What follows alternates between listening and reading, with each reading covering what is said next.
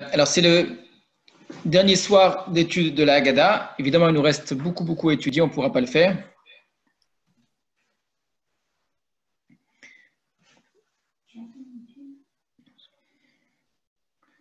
Alors, un instant, excusez-moi. Ce qu'on va faire ce soir, donc c'est encore un petit peu avancé sur l'étude de l'agriculteur. Et puis, le dernier point, c'est quelque chose que j'ai essayé de mettre en place petit à petit au fur et à mesure des cours. Donc, c'est des petits points qui m'intéressaient, qui c'est une sorte de, on va dire, une façon un petit peu plus profonde d'étudier la Haggadah. Et le soir du Seder, j'avais posé plusieurs questions au tout début d'études. On va conclure cette fois-ci. Alors, évidemment, on ne pourra pas étudier toute la Haggadah, mais encore une fois, c'est vraiment la méthode ici qui compte plus que le contenu lui-même, hein, puisque il y a beaucoup de ce que je vous enseigne, c'est une supposition. Et donc, c'est ma propre étude. Hein, et donc, évidemment, ce qui m'intéresse par contre beaucoup plus, c'est la technique.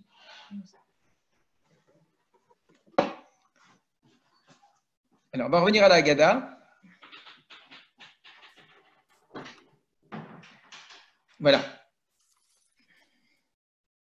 Donc, vous avez devant vous ici, encore une fois, le texte du premier verset, Arami Ovedavi Vayered Mitzrayim Vayagor Sham Bimtemead Veishem Legoy Gadol, et on avait vu que Arami Ovedavi avait été expliqué juste avant, Vayered Mitzrayim ensuite, Vayagor Sham encore après. Il nous restait donc à voir dans ce passage Bimtemeat, Vayisham Legoy, ensuite Gadol Atsum et Varav. Alors je ne sais pas si on aura le temps de tout voir, mais on va essayer d'avancer un petit peu. Là, Bimtemeat, on a l'impression que le verset qui est amené en écho n'est qu'un verset qui ne fait que dire en d'autres mots ce que l'on a déjà vu. Bimtemeat en petit nombre. Alors on n'est pas habitué à ces expressions en vérité. Donc le mot mettez avec un tav, on ne le sait pas souvent. On connaît métim, les morts, mais là mettez, très souvent, c'est un terme qui signifie simplement les personnes. Mettez meat, c'est-à-dire des personnes, meat en petit nombre. C'est important ici au niveau de la formulation, puisqu'on n'a pas, comme en français ici, petit, qui serait le mot mettez, meat, le nombre, c'est l'inverse. Hein. Bimte, c'est-à-dire en personne, meat, peu. Retenez bien ce que je vous dis, en personne, peu. Évidemment, ce n'est pas du français ce que je suis en train de vous dire, mais que vous ayez conscience de quoi il s'agit. Kemoshenema, comme il est écrit, et on va vous dire que ce petit nombre, eh bien, est effectivement, explicitement dit par Moshe à la fin des 40 ans de la traversée du désert, Beshivim nefesh erdo avotecha mitzrayma, ve'ata samcha Hashem elokecha kechorve hashamaim larov. C'est au nombre de 70 que tes pères sont descendus en Égypte, et maintenant Hashem, ton Dieu, t'a placé comme les étoiles du ciel dans le grand nombre. Donc on ne voit pas trop l'intérêt de ce midrash, si ce n'est qu'effectivement, c'est une façon de dire, ce que dit l'agriculteur, c'est vrai, la preuve, c'est écrit dans Moshe Rabbeinu. Sauf que, évidemment que c'est vrai, puisque c'est Moshe aussi qui a dit à l'agriculteur de dire ce qu'il a à dire. Donc, quel est le midrash qui fait le lien entre ces deux textes? Alors, nous allons regarder le passouk, comme à chaque fois, je vous ai dit, il faut obligatoirement voir les psukim d'origine.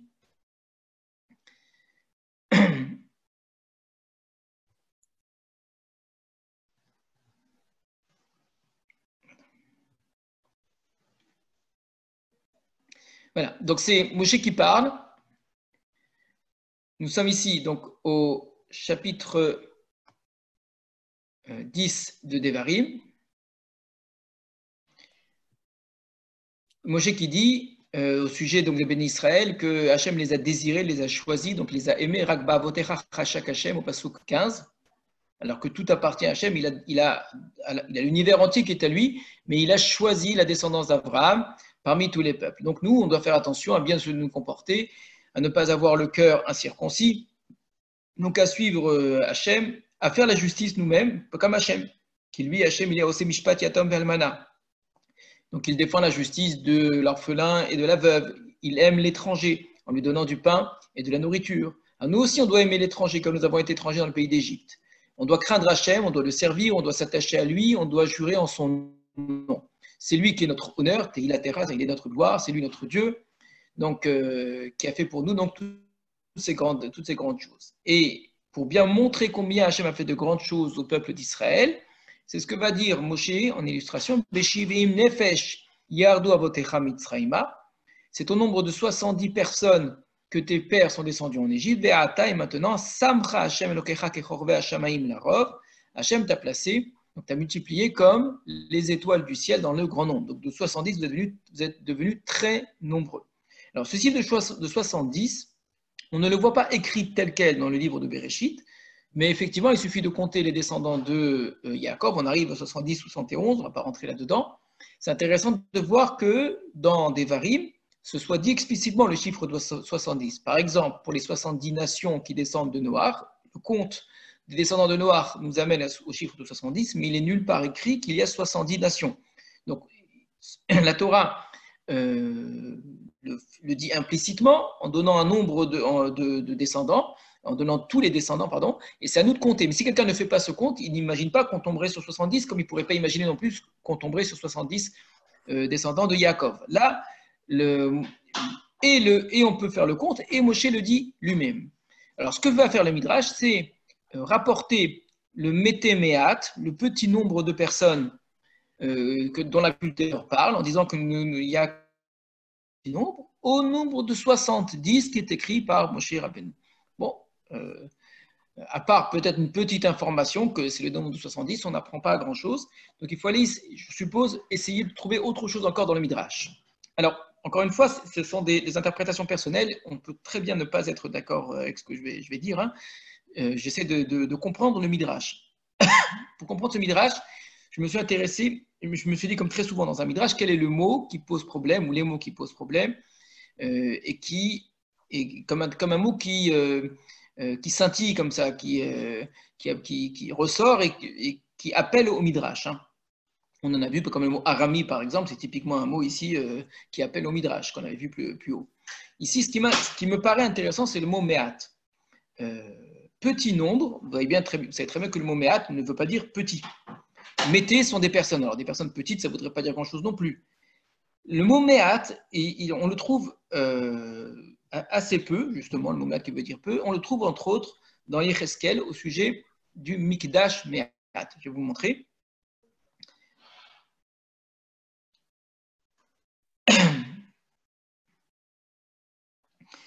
Donc,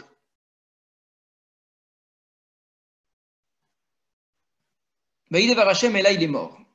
La parole d'Hachem fut à moi en ces termes. C'est Yecheskel, le prophète qui parle. Nous sommes au chapitre 11 de Yecheskel. Ben Adam, fils de l'homme, Achecha, Anshe Geulatecha, Vechol Bet Israël, Kulo. Donc tes frères, les gens qui sont Geulatecha, les Goalim dans la Torah, c'est-à-dire ceux qui sont proches parents, on appelle ça un Goel, quelqu'un qui doit racheter une terre lorsque quelqu'un de la famille est en situation difficile, quelqu'un qui, dans certains cas, a d'autres obligations qui s'imposent à lui ou certains droits qu'il a le concernant du fait de sa parenté. Donc, Anshe Gulatecha, les gens de ta parenté. Vechol Bet Israël et toute la maison d'Israël coule tout entière. Hachamru lahem yoshvei Yerushalayim. Donc, à qui les gens de Yerushalayim ont dit Rachaku me'al Hashem.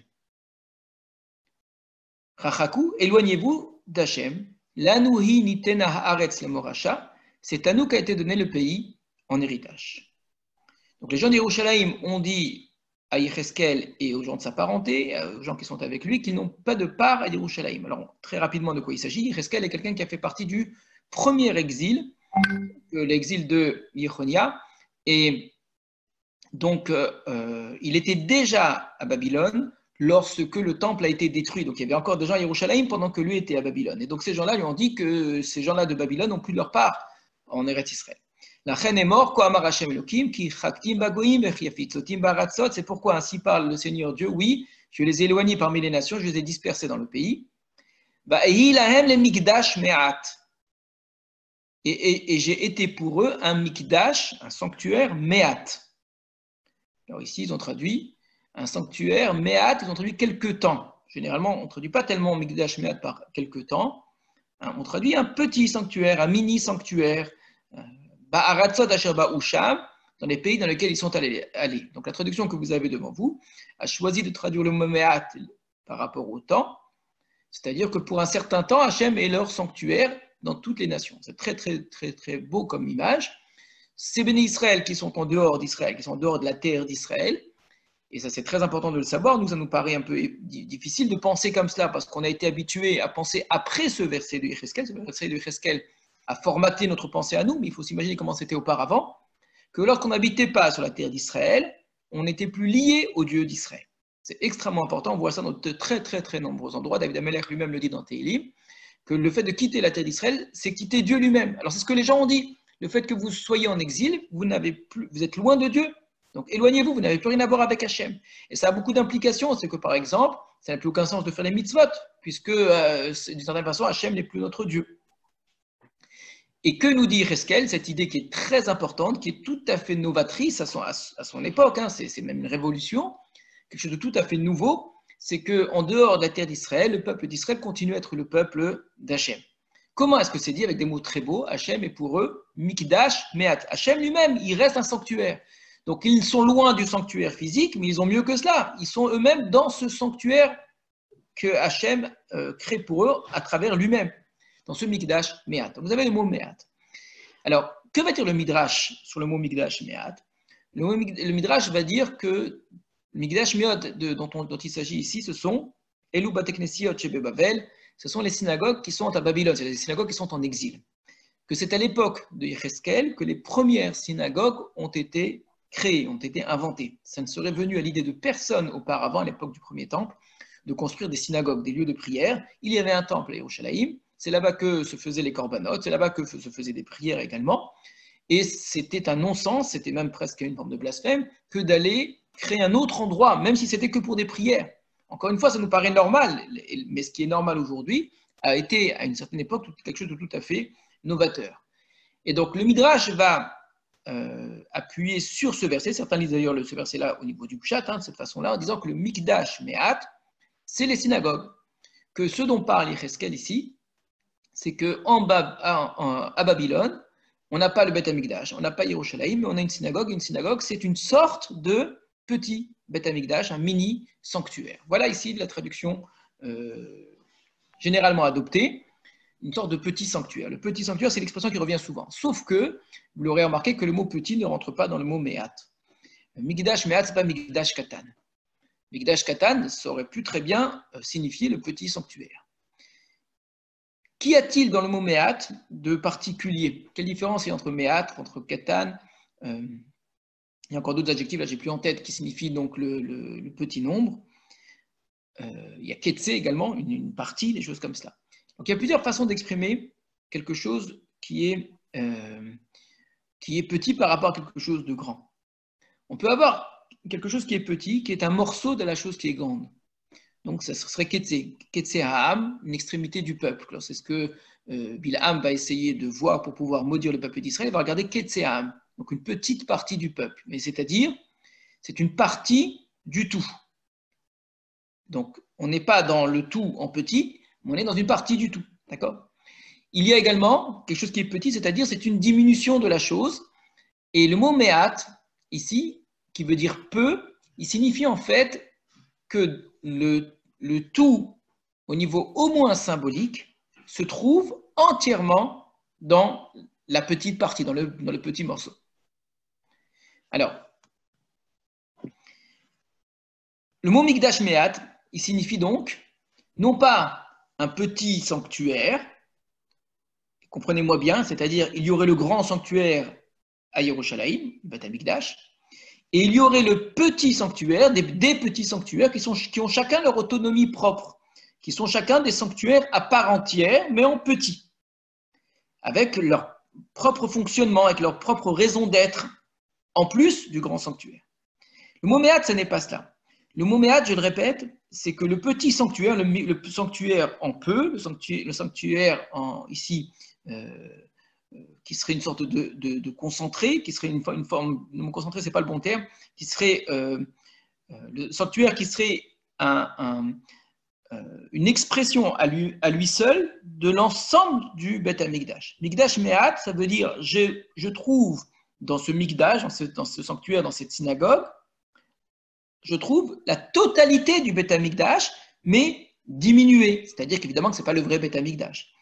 Mais ça renvoie à ce Beth Amikdash. C'est-à-dire que dans chaque synagogue, c'est la totalité du Beth Amikdash que vous avez d'une certaine façon diminué. Ba'ilaïn et Mikdash Me'at, j'ai été pour eux un sanctuaire en petit, si vous voulez, en réduit, voilà, une réduction. C'est-à-dire que tout le Beth Amikdash se trouve dedans. Pourquoi j'insiste là-dessus? Parce que je pense que ça peut nous aider à comprendre ce fameux Bimte Me'at. Ça veut dire quoi? Que les enfants d'Israël étaient en petit nombre. C'est l'expression que l'on a vue. Donc, en petit nombre, on pourrait dire, ils sont 70. 70, c'est vraiment pas grand-chose pour un peuple. C'est même de loin pas suffisant pour former un peuple. C'est déjà une grande famille, mais c'est même pas un tout petit peuple. D'accord? C'est une tribu, c'est un clan, point. Donc 70, c'est effectivement un chiffre qui est petit, si je veux comparer à ce que sont devenus les enfants d'Israël, comme les étoiles du ciel, c'est ce que dit Moshe Rabbeinu. Sauf que, il y a des chiffres qui sont des chiffres symboliques. Quand on arrive au chiffre 70, et c'est déjà vrai dans une certaine mesure avec le chiffre 12, le chiffre 70, c'est un petit nombre si je m'intéresse à la valeur exacte du chiffre, mais si je m'intéresse à la valeur symbolique du chiffre, c'est une totalité. C'est le chiffre 7, à la dimension supérieure, c'est une totalité. Ce que j'ai avec le chiffre 70, c'est que, et essayez de bien comprendre, le peu qui est descendu en Égypte, c'était déjà tout. Un petit peu comme une graine. Si vous prenez un petit morceau d'un arbre, d'accord, un petit morceau d'arbre, vous allez prendre et que vous allez planter. Alors, à part certains arbres qui arrivent à repousser à partir d'un bout de leur branche, mais généralement, la plupart des arbres ne fonctionnent pas comme ça. Un petit morceau d'arbre, ça n'est pas l'arbre du tout. Et à part rester dans la terre et pourrir, il n'y a rien qui va sortir. Par contre, si je prends une graine, c'est tout petit.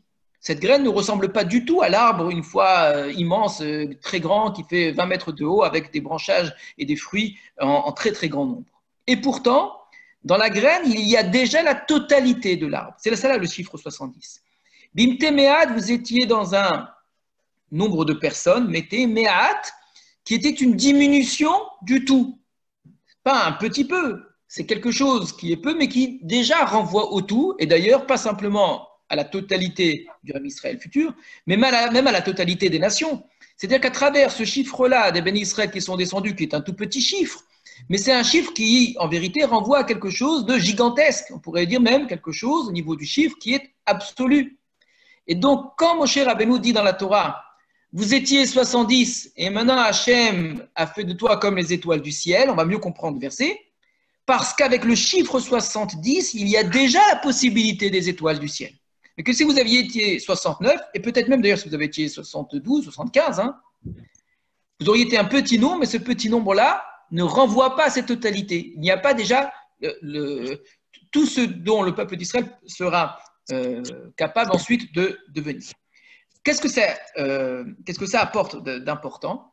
C'est qu'on est face ici, encore une fois, ce que très souvent la Haggadah, les Midrashim vont essayer de montrer, on est face à une histoire d'Israël qui est présentée comme quelque chose de programmatique, c'est-à-dire il fallait arriver à ces 600 000, il fallait que les bénis Israël sortent d'Égypte, mais il fallait d'abord qu'ils entrent en Égypte.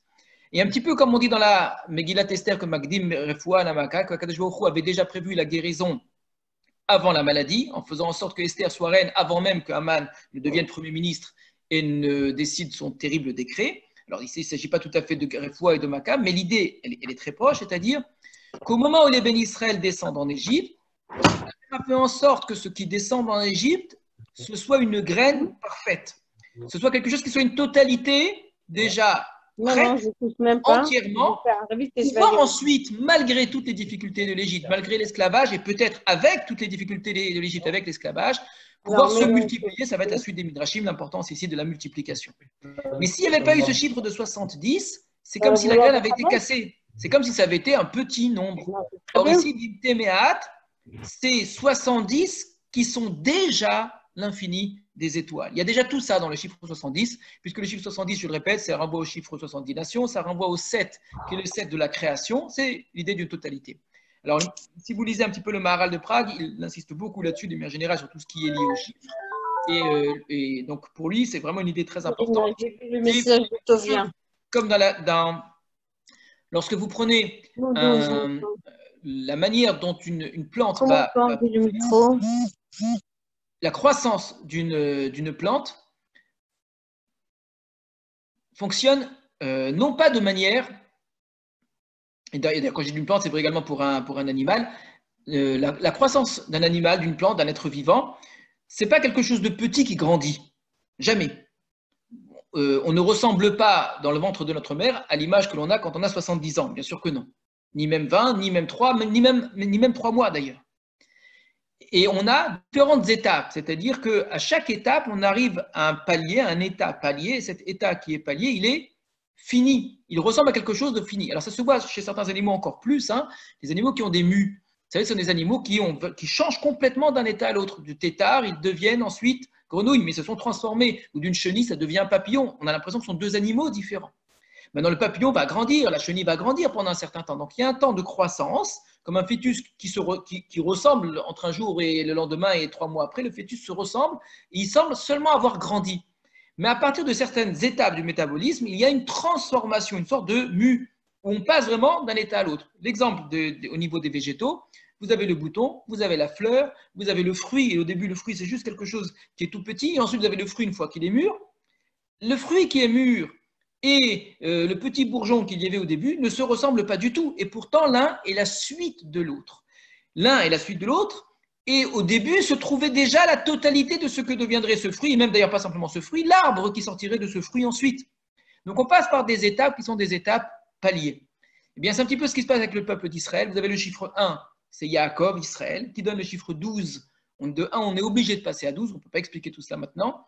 Et de ce chiffre 12, c'est les 12 tribus. Et de ce chiffre 12, je dois arriver à 70. En vérité, je dois arriver à 72, qui est multiple de 12. Là aussi, il y a le chiffre 70 qui est important, qui est en vérité un multiple de 7, enfin c'est 7 fois 10, le chiffre 7 de la création qui réapparaît.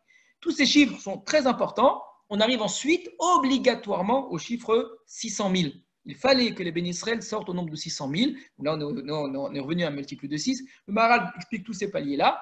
Donc, voilà un petit peu, à mon avis, ce que voulait nous dire le Midrash en disant Bimtemeat, oui, c'est comme ce qu'a dit Moshe Rabbeinu, son nombre de 70. Une fois de plus, comme très souvent, je le répète sans arrêt, le Midrash prend à contre-pied l'idée première. Il semble dire le contraire de ce qu'on a lu. On a lu que c'est un petit nombre, c'est pas beaucoup, mais Téméat, et on est en train de dire que ce petit nombre, il est déjà au niveau symbolique, au niveau de ses capacités, au niveau de ce à quoi il renvoie, il est déjà une totalité, il est déjà un très grand nombre. Le chiffre 70, c'est petit qui est beaucoup. Et ça, c'est la définition, à mon sens, du mot méat, qui ne veut pas dire petit, qui ne veut pas dire un peu, qui veut dire quelque chose de diminué. Il y a la totalité, diminuée, concentrée, réduite, si vous voulez, dans toute la totalité qui est réduite dans le chiffre 70. On revient à la Haggadah pour le Midrash suivant.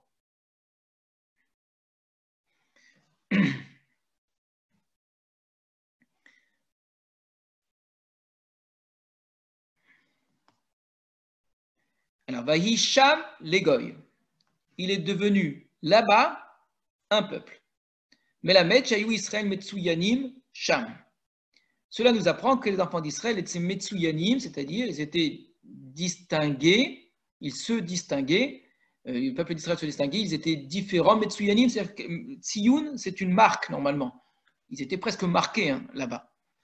Donc on pouvait reconnaître les béné Israël. Alors ça renvoie à tous les midrashim qu'on connaît bien, qui disent que les béné Israël se différenciaient des Égyptiens à travers leur langue qu'ils avaient gardée, à travers le nom qu'ils avaient gardé. On trouve même parfois l'idée qu'ils avaient gardé certains vêtements. Il y a une grande discussion sur ceux qui étudient les midrashim, est-ce que ça fait partie du midrash d'origine ou pas, au niveau du vêtement ou pas, peu importe. En tout cas, il y avait des éléments distinctifs des Hébreux qu'ils avaient gardés. En particulier, donc on insiste sur la langue des Hébreux, mais c'est également vrai, on nous dit par exemple sur la façon qu'ils avaient de respecter la moralité du mariage. Un autre midrash va dire qu'ils ne disaient pas de la shonara. Enfin, en tout cas, il y avait autant d'éléments qui faisaient ressortir leur distinction. Comment est-ce qu'on voit ça dans Vahisham Legoy?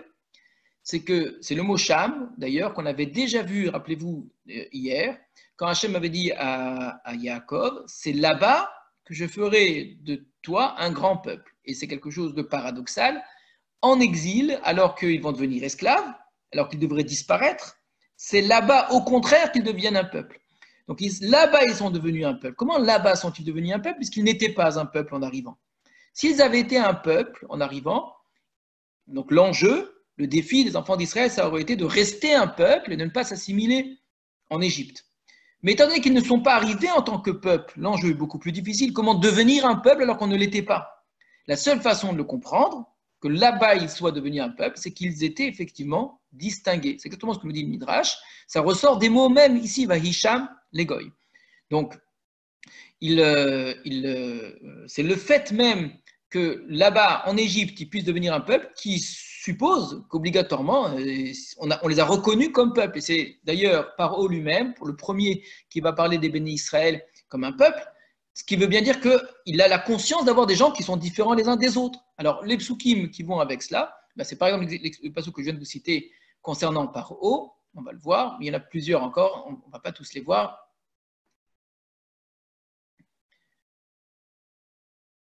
Un instant, j'essaie de retrouver le pasouk.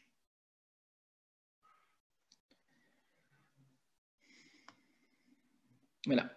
Au premier chapitre de Shemot, Vayakom melech hadash emitzrayim asher lo yada et Yosef, vayomer el amo, hine am beni Israël, rav et atzum mimenu. Voici que le peuple des enfants d'Israël est nombreux et puissant, plus que nous. Comment peut-il parler de lui, des bénis Israël, comme peuple, le Ham, alors qu'ils n'ont jamais été jusqu'à présent? Ce qui veut bien dire qu'ils étaient distingués là-bas. Donc, et encore une fois, vous avez d'autres versets qui vont dans ce même sens.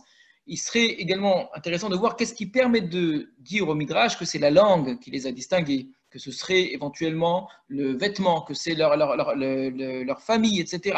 Alors, pour répondre à cette question-là, eh bien, je n'ai pas trouvé de Midrash explicite qui fasse un lien entre un verset et ces différents détails, ces différents traits distinctifs des enfants d'Israël, mais on peut supposer que c'est leur nom, par exemple. Le fait que vous voyez qu'ils aient gardé des noms hébreux, évidemment, je ne parle pas de Reuben, Shimon et Lévi, je parle de générations plus tard, ça prouve qu'ils ont gardé cette langue-là. Que Hachem puisse leur parler en hébreu et qu'ils comprennent cette langue, ça prouve bien que cette langue-là est la leur. Donc, évidemment, on pourrait dire que la Torah aurait été traduite, etc. Il paraît quand même plus simple, puisqu'il y a beaucoup de jeux de mots, il y a beaucoup d'expressions qui peuvent être comprises qu'en hébreu dans cette langue-là, que la langue des enfants d'Israël, c'était l'hébreu, donc ils ont gardé leur langue. Bien qu'ils aient, et là j'insiste très souvent quand on cite ce midrash-là, quand un midrash me dit, essaie de faire ressortir une idée, il faut se poser la question, qu'est-ce qu'à l'inverse le midrash rejette comme idée? En disant que ce qui a distingué les enfants d'Israël, c'est leur langue, ce qui a distingué les enfants d'Israël, c'est le fait qu'ils aient gardé leur famille, et ça va être par exemple tous les exemples de la Torah, où on voit le compte des enfants d'Israël avec des généalogies, ce qui prouve bien qu'ils ont réussi à respecter cette généalogie-là, ils ont continué à se marier entre eux, entre les bénis Israël. Et on a un exemple d'un Shaoul ben israélite, d'un Shaoul qui est fils d'une Israélite, Veu ben Ishmitri, qui est fils d'un homme égyptien, ce qui prouve bien que c'était une exception. Donc ces midrashim ont évidemment sur quoi se baser largement pour montrer ces fameux traits distinctifs des enfants d'Israël. Si les bénis Israël n'avaient pas gardé ces traits distinctifs-là, ils ne seraient jamais devenus un peuple en Égypte, ils se seraient fondus parmi les Égyptiens. Donc qu'est-ce que le Midrash rejette par contre? Quel est le trait distinctif que les bénis Israël n'avaient pas et que nous aurions pu supposer comme étant un trait distinctif très important pour garder leur identité? Il n'est pas écrit dans le Midrash, et ni dans la Torah, que les bénis Israël ont gardé leur Dieu. Et ça, c'est une idée extrêmement importante. Voilà une histoire des bénis Israël qui s'écrit, où l'identité d'Israël se construit, on est en train de construire l'identité d'Israël sans le Dieu d'Israël. C'est extrêmement important d'entendre cela. Alors, on pourra toujours me dire, mais ça c'était vrai avant que l'on sorte d'Égypte, avant de recevoir la Torah, ça n'est plus vrai après. Je ne suis pas sûr. J'ai l'impression qu'au contraire, ce Midrash s'intéresse à ce qui a fait l'identité hébraïque en indiquant qu'il existe une identité hébraïque, entre guillemets, excusez-moi pour parler d'un terme moderne, laïque, sans Dieu, ou même peut-être païenne d'ailleurs. On pourrait très bien avoir une identité hébraïque païenne. Il n'en demeure pas moins qu'elle sera hébraïque du moment qu'elle garde sa langue, du moment qu'elle se reconnaît dans une histoire, du moment qu'elle garde sa famille. Et donc, de considérer que des gens qui se disent appartenir au peuple d'Israël parce qu'ils gardent leur langue d'Israël, parce qu'ils gardent leur mariage à l'intérieur du peuple d'Israël, une endogamie, mais refusent l'idée de Dieu d'Israël, dire que ces gens-là n'appartiennent pas au peuple d'Israël, ce serait une erreur. L'identité d'Israël se construit à l'origine sans Dieu, et elle peut toujours se reconstruire à certaines époques, à mon avis, même avec des gens qui ont abandonné Dieu, et c'est évidemment une nécessité, on est obligé d'arriver à cela. Par exemple, je n'ai jamais dit qu'on peut vivre sur la terre d'Israël sans le Dieu d'Israël. Ça, par contre, c'est exactement le contraire qui est écrit.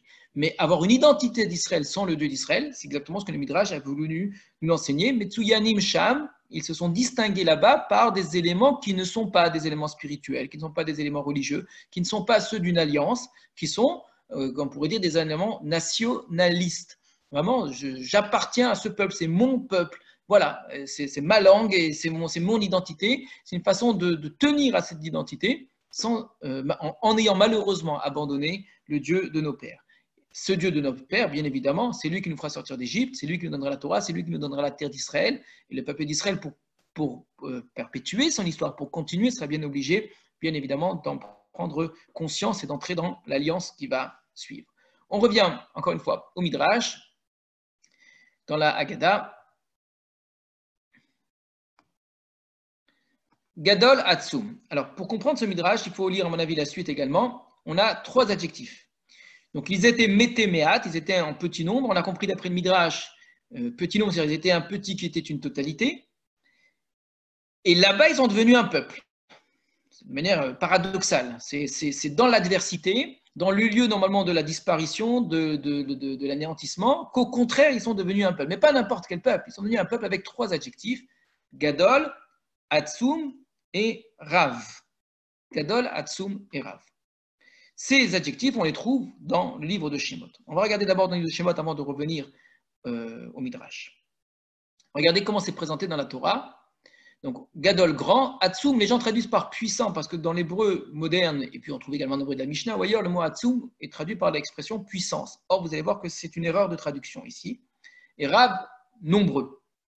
Donc, Gadol, grand, Rav, nombreux, Atzum, il resterait à traduire ce que cela signifie. Alors, justement, c'est ce chapitre-là, premier chapitre, au verset 7. Vous venez Israël, Parou, Vaishretsu, Vayirbu, Vayaatzmu. Donc, de Parou, Vayirbu, qu'on trouvait dans Bereshit, dans la création du monde, qu'on a trouvé à Noah, qu'on a trouvé également, on l'avait vu, avec Yaakov, Hachem lui avait dit que les Israël vont fructifier et multiplier, Pérou, Urvu. On rajoute 2 expressions, Vaishretsu et Vayaatzmu. Parou, Vaishretsu. Donc, Parou, c'est en vérité une métaphore. Ils ont fructifié comme des fruits. Vaishretsu, c'est une autre métaphore, animale, mais ça renvoie exactement à la même idée. De la même manière qu'on fructifie, qu'on donne des fruits végétaux, on donne des fruits animaux, de manière comme de la vermine qui pullule les fruits du ventre, c'est une expression. Donc, vous avez ici 2 doublés, 2 couples de mots. Parou équivaut à Vaishretsu, sauf que Parou, c'est mélioratif, et Vaishretsu, c'est péjoratif. C'est très joli de dire qu'on a fructifié. C'est très moche, c'est même insultant de dire qu'on a pullulé. Vayirbu, la même chose, ils se sont multipliés. Là, ce n'est pas une métaphore, c'est le verbe normalement pour parler de la multiplication. Et on trouve un verbe qui correspond, Vayaatzmu, qui veut dire aussi multiplier en vérité. Atzum, ça veut dire très nombreux. Donc, Parou, non seulement Parou, mais Vaishretsu, et pullulé, on imagine qu'au niveau du nombre, c'est bien plus que des fruits. On peut donner beaucoup de fruits, mais certainement pas autant qu'une vermine va donner de petits. Il y a l'idée de quelque chose qui est innombrable. Vayirbu, c'est beaucoup. Vayaatzmu, c'est très beaucoup.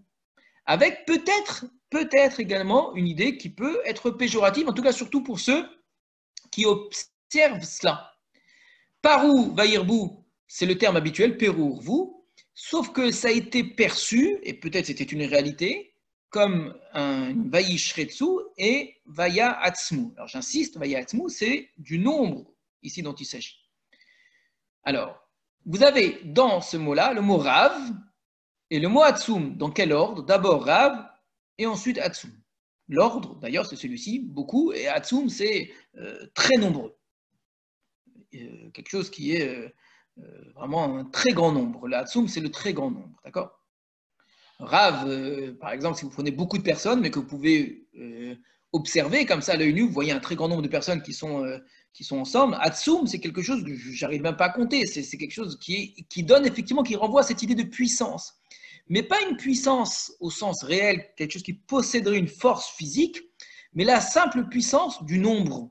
Quand vous voyez des dizaines de milliers de fourmis, ce n'est peut-être que des fourmis, mais il y a l'idée d'une puissance qui ressort. Mais c'est la seule puissance du nombre. C'est pour ça que c'est proche du mot Atzum dans sa traduction puissance. Mais ce n'est pas la force dont il s'agit ici, c'est le très grand nombre. Et d'ailleurs, c'est bim'od, me'od, énormément, énormément. Très bien. Donc, je répète, Parou, Vaishretsu, donc fructifiés, ils ont pullulé. Vayirbu, ils sont devenus nombreux.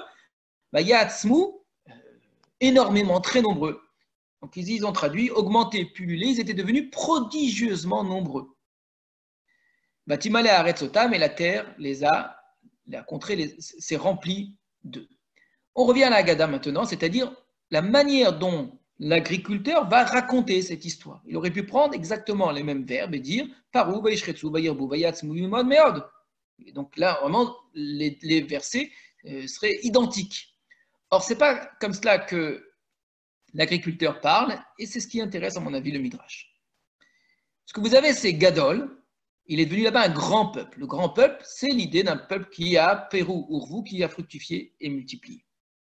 Et ensuite, vous avez Hatsum d'abord, et puis enfin Rav. Et à mon avis, c'est là-dessus que s'interroge le Midrash. Comment se fait-il, pardon, excusez-moi, je suis allé un peu vite, comment se fait-il qu'on ait inversé les adjectifs? Si on est Hatsum, nous l'avons vu dans la Torah, on est nécessairement déjà Rav. Alors lorsque je veux exprimer la multiplication, alors je vais vous décrire les étapes. Pérou, donc Vaishretsu, Vayirbu, Vayatzmu, Bimod, Meod. Très bien. Mais ça n'a aucun sens de dire qu'ils sont devenus Gadol, grand, Hatsum, très nombreux, prodigieusement Barav et nombreux. C'est ridicule.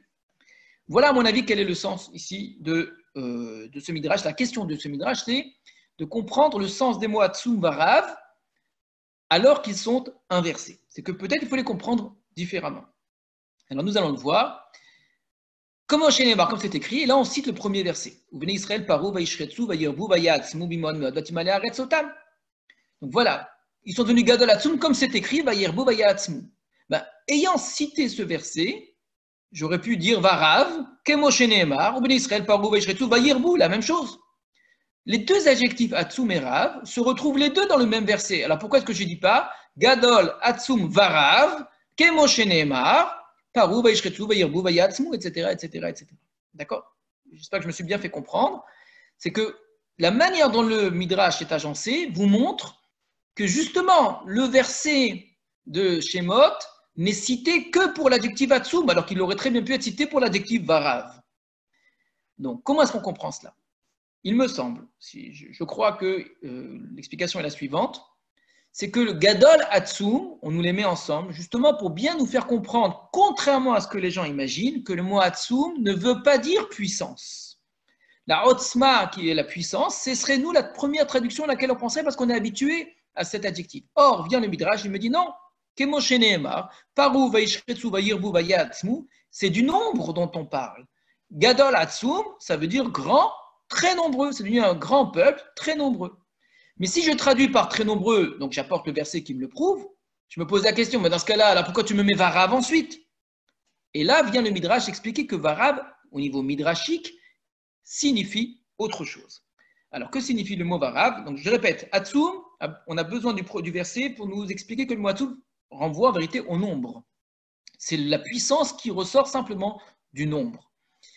Par contre, Varav, on va utiliser un autre verset. Kemo Shenemar, comme il est écrit, et là aussi, on revient à Yecheskel, c'est intéressant. Revava ketsema chassaden etatir, vatirbi vatigdeli vatavoi baadi adaim, shadaim nachonus arech tzimeach, ve'at erom ve'eria. Dans beaucoup d'Agadot, vous avez ensuite Vaevor Aleich Verer Bin Bosset Bedamaïr. Ça ne faisait pas partie du Midrash, ça ne faisait pas partie de la Haggadah. Ça a été rajouté parce que c'est un verset qui est proche, on va le voir, et qui est tellement beau, et en plus qui est un verset sur lequel on a aussi des Midrashim liés à Pessah. Les 200 dont on parle, c'est Korban Pessah et la Brit Mila. Et donc les gens, on connaissait très bien ce pasouk qui est juste à côté, et donc l'ont rapporté. C'est une pièce rapportée en réalité, c'est une sorte de petit rajout de petite parenthèse. Mais si les gens citent ce verset, il faudrait, qui n'est pas du tout lié à notre Midrash, il faudrait expliquer le Midrash sur ce verset. Je le répète, c'est lié au sang de la Mila et au sang du Korban Pessah qui ont justifié la sortie d'Égypte. Je ferme la parenthèse, je reviens maintenant au verset de Yecheskel. Qu'est-ce qu'on est parti chercher dans ce verset? Le mot Varav. Et on le trouve dans le mot Revava. Revava qu'on traduit généralement par multitude.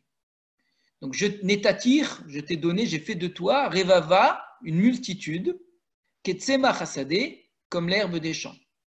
Vatirbi, regardez, on retrouve le Vatirbi, et tu t'es multiplié. Donc je trouve deux fois la racine Rov dans ce verset que j'étais venu chercher. Vatikdeli, et tu as grandi, tiens, le mot Gadol qu'on avait vu avant.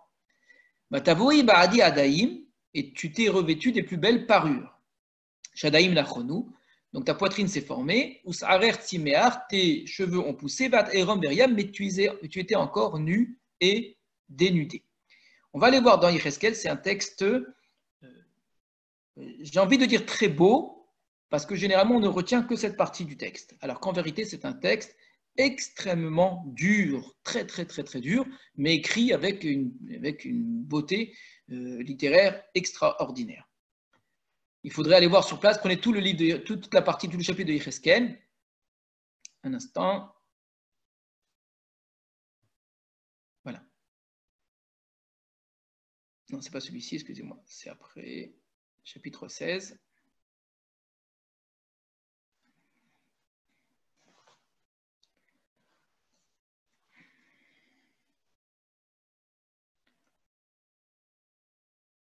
Donc, regardez bien.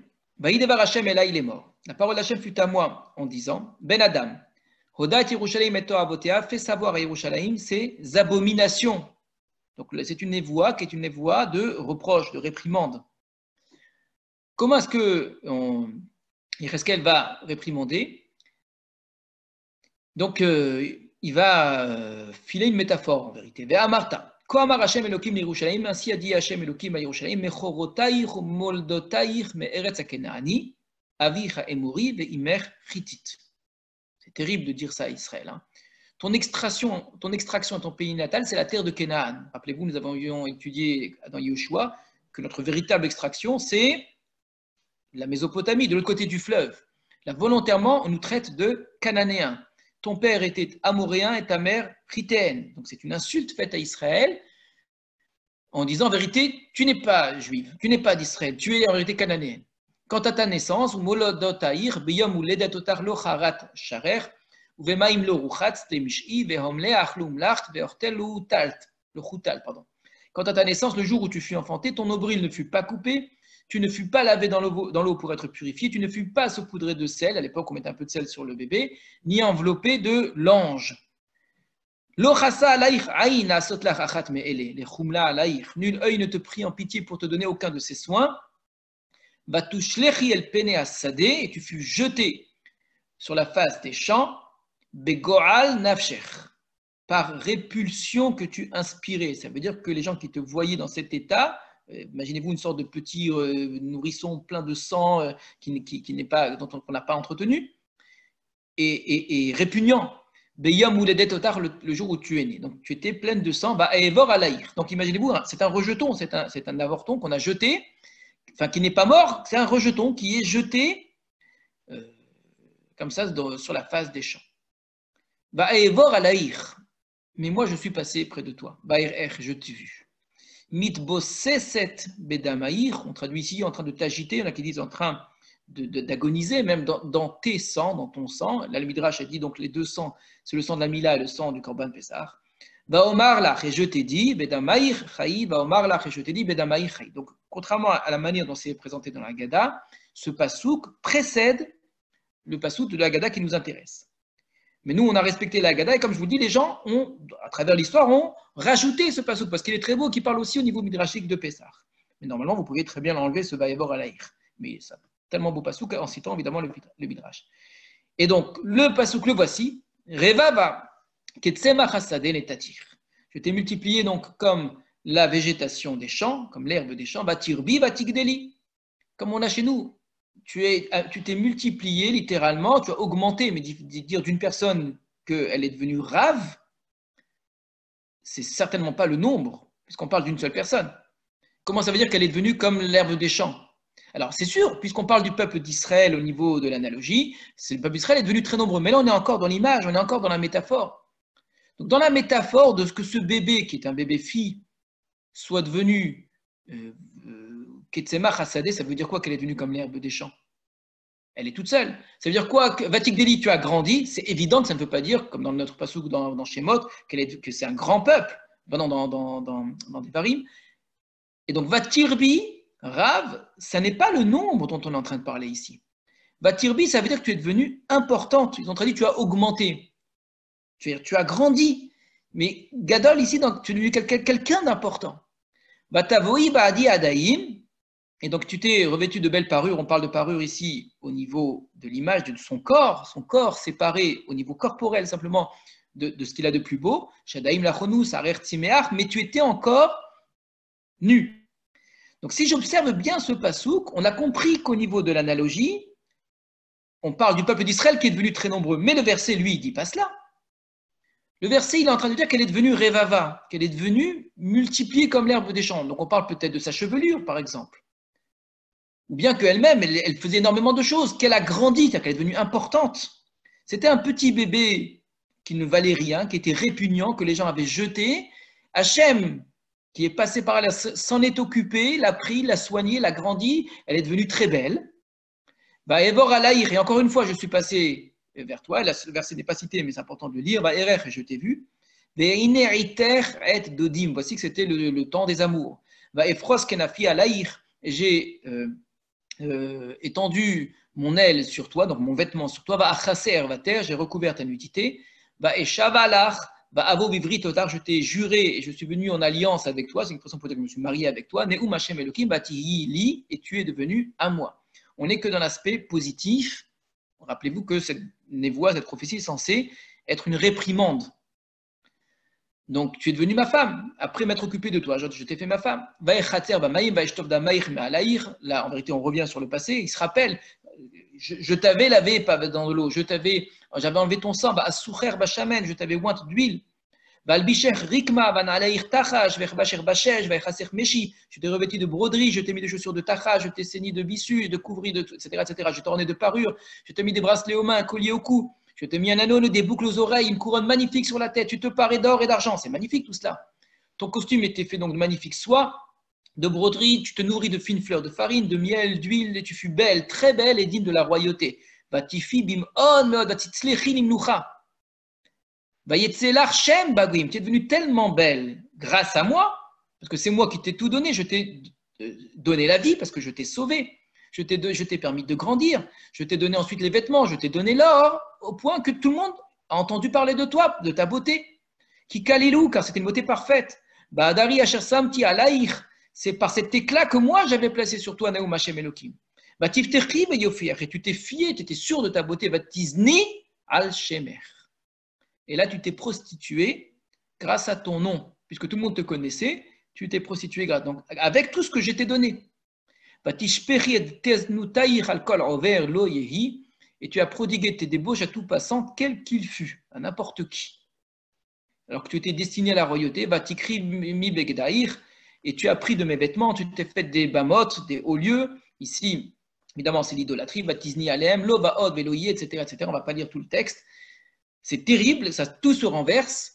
C'est une trahison incroyable, une ingratitude sans nom de ce peuple-là qui est devenu tellement beau grâce à Dieu et qui a utilisé cette beauté pour attirer les autres peuples et se prostituer. Alors, on va revenir à notre texte, le fameux pasouk. À mon avis, ce pasouk ici joue sur les mots. Première chose, en disant que le mot rav, qui vient après le mot atsum, ne peut pas signifier le nombre. Et le verset qui est cité, effectivement, ne peut pas signifier le nombre puisqu'on parle que d'une seule personne. Donc, c'est effectivement le pasouk qu'on pouvait chercher, qui peut nous aider à comprendre.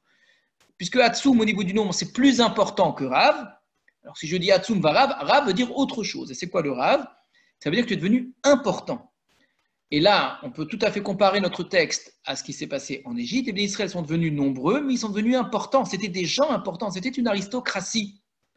Et c'est cette aristocratie qui a attiré les regards, les convoitises, la jalousie, et en même temps, du côté du peuple d'Israël, une certaine forme, et là j'utilise notre texte, une certaine forme d'orgueil, de sentiment d'impunité, un sentiment qu'on est très bien en oubliant que toute cette grandeur et tout ce que l'on a reçu en Égypte déjà, on était devenus des gens importants en Égypte, à part être nombreux, c'était grâce à Dieu qui avait tout donné à Yosef, qui avait permis à Yosef de sauver l'Égypte et de sauver le peuple d'Israël.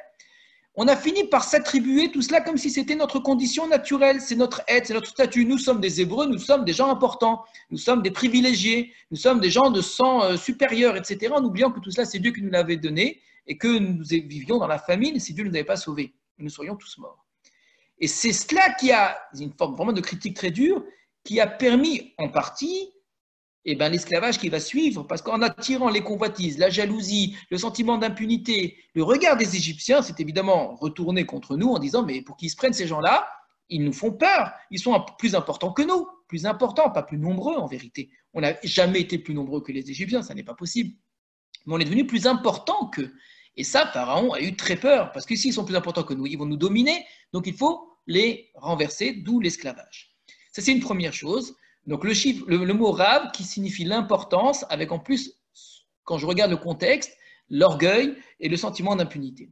Mais je pense qu'il y a peut-être encore un autre sens. Le mot Rav, et ce n'est pas le seul endroit où on trouve ça dans les Midrashim, qui signifie, avec la racine Rov, ça signifie beaucoup.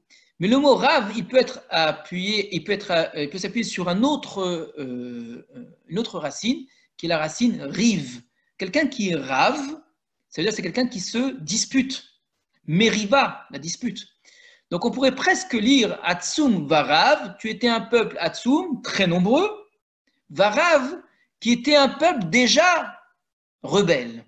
Un peuple qui, Revava Ketsemach Hasadeh, je t'ai fait moi multiplier, mais toi, Batirbi, tu as commencé déjà à te rebeller. Le fait de devenir grand, le fait de devenir important, c'est une rébellion. Et là, on joue vraiment sur les mots. Ce n'est pas juste au niveau de l'idée, je vous dis du contexte. Le mot Rav signifie aussi cela.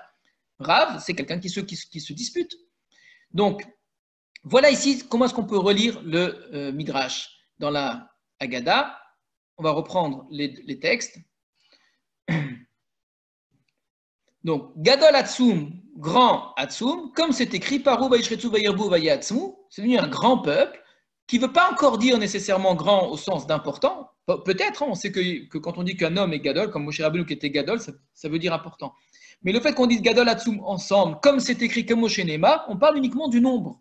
Par contre, quand je dis Varav après Atsum, je parle de quelque chose qui est important, qui est quelque chose de privilégié, mais me semble-t-il, avec le jeu de mots, qui ne s'entend pas dans le mot Gadol. Gadol, c'est quelqu'un de grand, d'important, mais à juste titre. Quelqu'un qui peut se prévaloir de sa grandeur. C'est quelqu'un qui est vraiment quelqu'un d'important, qui est vraiment quelqu'un de bien.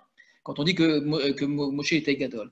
Par contre, quand je dis que quelqu'un il est Rav, et excusez-moi pour les rabbins, le jeu de mots ici est terrible, celui qui est Rav, eh ben, il est quelqu'un qui se dispute, quelqu'un qui est rebelle, quelqu'un qui est croyant, il a une certaine autorité. La rabbanout en hébreu, la rabbanout, c'est la traduction du mot autorité, du pouvoir, c'est d'avoir du pouvoir, ici comme quelque chose qui est un abus de ce pouvoir, et donc quelque chose qui n'est pas dû.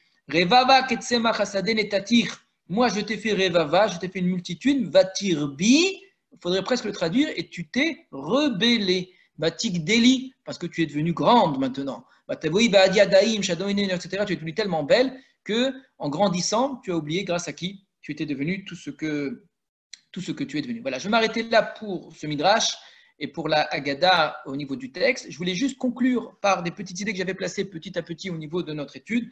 Rappelez-vous, très rapidement, je vous avais fait remarquer que le soir de Pessah, nous inversons le Naasé et le Nishma, puisque nous ne pouvons pas faire Naasé, nous ne pouvons pas faire tant que nous n'avons pas compris. C'est la raison pour laquelle on fait d'abord précéder la partie Magi, la partie Haggadah, à la partie Achila, au repas, à ce que nous mangeons, le Korban Pessah, la Matzah et le Maror. C'est quelque chose qui est assez remarquable. Et deuxième chose, toujours sur la même idée, finalement, quand on mange quelque chose que l'on a compris. On mange la connaissance du bien et du mal, parce que le bien et le mal, c'est vraiment illustré par l'esclavage, la volonté de nous faire du mal, et le bien, la sortie d'Égypte, puisque le récit de la sortie d'Égypte commence par le Gnaï et finit par le Shvar, donc ça part du mal pour arriver au bien. Donc le soir de Pessah, nous mangeons le fruit, la connaissance du bien et du mal. Voilà ici deux attitudes qui peuvent paraître très surprenantes, presque des attitudes qui semblent contraires à ce que normalement la Torah attend de nous, de ne pas manger l'arbre de la connaissance du bien et du mal, et de ne pas inverser le Naasé et le Nishma. Nous faisons l'inverse le soir de Pessah. Alors pour comprendre cette idée très rapidement, je vais revenir, regardez, juste après les textes de l'agriculteur. Ici, vous avez les fameuses 3 choses que Rabban Gamliel demande que nous disions, Pessah, Matzah et Maror. Voilà les 3 choses que nous devons dire, que nous devons manger. Il insiste beaucoup là-dessus sur ces Pessah, Matzah, Maror. Je vous avais fait une 3e remarque, à part donc les 2 précédentes, manger la connaissance du bien et du mal et inverser le Naasé et le Nishma. La 3e remarque, c'est que le soir de Pessah, finalement, c'est un repas tout à fait normal que l'on mange. C'est de la viande avec un légume et du pain. Donc, c'est les 3 éléments types d'un repas. Tout repas normal, surtout un repas de fête, est composé de viande, de légumes et de pain. Ce qui est la particularité de Pessah, ça n'est donc pas du tout de demander de manger quelque chose de tout à fait surprenant, de très étonnant, d'aller chercher un arbre incroyable, un animal incroyable, ou des choses très rares, etc., d'aller chercher des épices. Donc on n'est pas dans quelque chose qui est très difficile à trouver, qui serait trop spécifique, pas du tout, c'est quelque chose qui est tout à fait normal, sauf que c'est le choix du menu qui nous est imposé. La viande, c'est de la viande grillée et de la viande d'agneau grillée. Le pain, c'est du pain azim, et le maror, c'est du pain, c'est du légume amer. Mais ça peut être n'importe quel légume amer, ça peut être n'importe quelle façon de faire du pain azim du moment qu'il n'a pas gonflé. Et l'agneau grillé, il a plusieurs règles en entier, etc., etc. Donc, la viande, le légume et le pain. Très bien. Vous savez que ces trois éléments sont évidemment des éléments commémoratifs de l'histoire de la sortie d'Égypte, bien sûr. Je ne peux pas répondre à l'instant pour la question du Shulchan Aruch. Effectivement, à l'époque du Korban Pessah, il n'y avait pas le Shulchan Aruch que nous faisions. Le Shulchan Aruch que nous faisons, c'était le Korban Chagiga. On mangeait le Korban Chagiga, c'était le repas de fête. Et on mangeait le Korban Pessah à la fin. J'en profite pour dire une petite parenthèse, que beaucoup comprennent d'ailleurs parmi les Rishonim la question du Chacham. Pourquoi est-ce qu'on termine par un Maftirin Hara Pessah Afikoman? Puisqu'on a deux korban à manger, le korban Pessah et le korban Chagiga. Le korban Pessah est plus important que le korban Chagiga. On aurait dû commencer par le korban Pessah. Donc on comprend beaucoup mieux ici la remarque qu'on ne termine rien après le korban Pessah. On aurait dû manger normalement le korban Chagiga après. Or, la halacha, c'est une mitzvah des Rabbanan, on finit par le korban Pessah pour rester avec le goût du korban Pessah. Donc là, encore une fois, on assiste à une inversion en faisant passer le korban Chagiga. Donc je réponds très rapidement à la question. Le Shulchan Aruch que nous faisons aujourd'hui, c'est en fait le korban Chagiga qui était mangé à l'époque. C'était le repas de fête qui était mangé à l'époque. Pour ceux qui étaient korban Chagiga, ceux qui n'avaient pas les moyens, ils mangeaient très peu de choses, mais ils ne mangeaient pas une autre viande, ça c'est sûr. Leur repas, c'était le korban Pessah. Donc, je répète, les trois éléments importants sont une viande, un pain et des légumes. Or, ces trois éléments-là qui rappellent historiquement ce qui s'est passé, donc le korban Pessah que nous avions fait en Égypte, la matzah que nous avons mangé en Égypte au moment de partir, etc., qu'on va le rappeler juste après. Rabban Gamliel nous dit qu'est-ce qu'il faut dire sur la matzah et le maror, la vie amère que nous avons eue. Donc, ces trois éléments rappellent l'histoire de l'Égypte, l'esclavage et la liberté et le passage. Esclavage avec le maror, la liberté avec la matzah et Pessah, c'est le passage de l'un à l'autre. Donc on a ici vraiment trois éléments de deux pôles avec une transition de l'un à l'autre. Maintenant, ces trois éléments sont liés à l'histoire de l'humanité tout entière en vérité. Puisqu'il y a une histoire de l'alimentation qui est celle de la végétation, qui est celle du pain et qui est celle de la viande. Ce qui était donné à l'humanité à manger au début, c'était Esev Asadeh, c'était l'herbe des champs. Donc, que nous aurions dû manger au début, ça n'est que de l'herbe. Finalement, après la faute d'Adam et Chava, on entend on va manger du pain. Quelle est la différence entre l'herbe des champs et le pain? Alors évidemment, à l'herbe des champs, il faut rajouter pas que l'herbe, c'était tous les fruits du Gan Eden également, c'est-à-dire des végétaux qui se donnent à manger immédiatement. C'est ça l'idée. Le maror, c'est un végétal que je mange tel quel. D'ailleurs, il faut manger cru, c'est une halakha, on n'a pas le droit de cuire. Il n'y a rien à faire, on ne doit pas le préparer, il ne faut pas l'assaisonner, c'est tel quel. Quelle différence il y a entre le pain et le maror, ou le fruit, ou les végétaux que l'on mange tel quel? C'est aussi un végétal, sauf que ça demande le travail humain. Donc, dans le pain que nous mangeons, vous avez une commémoration de la faute d'Adam et Chava. Et c'est vrai pour tout pain que vous mangez, puisque du moment qu'on a pris des graines, qu'on les a écrasées, qu'on les a plantées, qu'on les a écrasées, qu'on en a fait de la farine, qu'on a fait du pain, eh bien, le fait de manger du pain, c'est une suite de la faute d'Adam et Chava.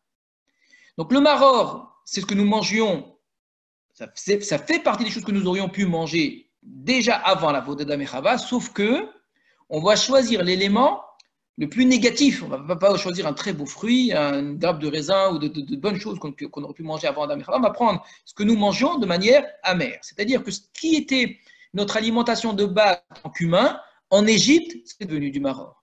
Ce qui était notre alimentation de base en tant qu'humain après la faute d'Adam et Chava, c'est le pain, c'est devenu de la matzah. Et la viande, c'est Noach. Vous avez ici donc les trois moments d'alimentation. On a commencé à manger de la viande après le Maboul. Donc à travers ce que nous mangeons le soir de Pessah, ce n'est pas que l'histoire de Pessah que vous racontez. C'est l'histoire de l'humanité. Et ce n'est pas juste parce qu'on parle d'histoire, et du moment que je parle d'histoire, alors je vais élargir l'histoire. Non, parce que l'histoire de l'humanité, c'est une histoire d'une sortie de l'asservissement. C'est une histoire de la Géoula, d'une fin de l'exil.